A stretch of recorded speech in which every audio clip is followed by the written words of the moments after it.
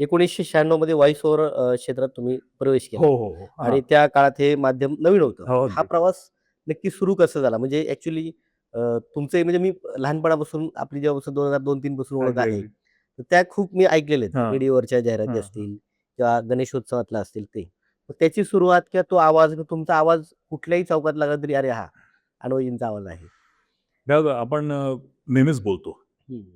पण आपण कधी आपला आवाज ऐकत नाही. हां, एक ही सायकॉलॉजी आहे. बरोबर. मला सुद्धा माहीत नव्हतं माझा आवाज कसा आहे. एकदा टिळक स्मारकला माझा मित्र मला भेटला अच्छा. आणि तो म्हटला, "अरे बरं झालं देवासारखा भेटलात." हां. म्हटलं, "काय रे बाबा काय झालं?" तर "तू नाटकात काम करतोस ना?" हं, म्हटलं, "हो करतो." "एक काम कर ना, हं. एक पान आहे माझ्याकडे, बरं. तेवढं मला रेकॉर्ड करून दे ना." म्हणजे काय करायचं असतं? तो म्हणाला, "अरे रेकॉर्डिंग स्टुडिओ असतो, हां, तिथे हां. जाऊ आपण. एक तेवढं मला तू वाचून दे. मला ते म्हणजे काय ती जाहिरात होती का हो, काय होतं हो. मला काय आठवत नाही नीट." म्हटलं, "अरे हे मी कधी केलेलं नाही. मला काही माहिती नाहीये." हं, हं. तो म्हणे, "चल मी तुला सांगतो. पण आता तू भेटलाच आहेस आणि माझी आता गरज आहे. बरं. तर तू चल माझ्याबरोबर." म्हणून सदाशिव पेठेतल्याच एका स्टुडिओमध्ये त्यांनी मला नेलं.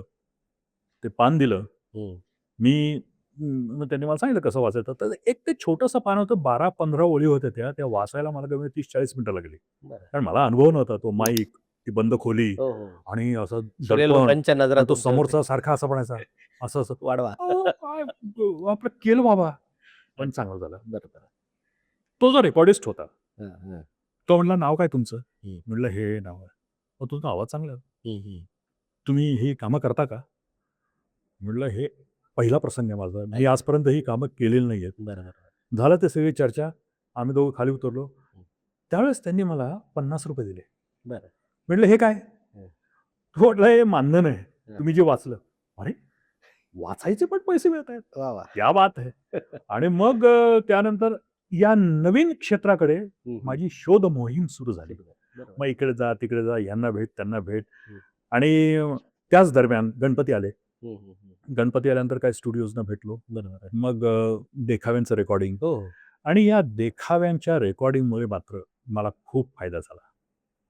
राक्षसाचाही आवाज काढायचा, हो, हो, हो. देवाचाही आवाज काढायचा, सामान्य माणसाचाही आवाज हं, काढायचा. हं, हं, हं. मग याची मी माझीच प्रॅक्टिस करायला लागलो. अच्छा. Voice modulation okay. कसं करायचं? त्यावेळेस काही असे इन्स्टिट्यूट वगैरे नव्हत्या. हो, तुम्हाला हो. शिकवायला कोणी नव्हतं. तुम्हीच तुमचे गुरु होता आणि तुम्हीच बरोबर. तुमचे शिष्य होता. हो, हो, हो. आणि मग व्हॉईस मॉड्युलेशन मी माझं शिकलो आणि मग या क्षेत्रामध्ये माझा चंचू प्रवेश झाला.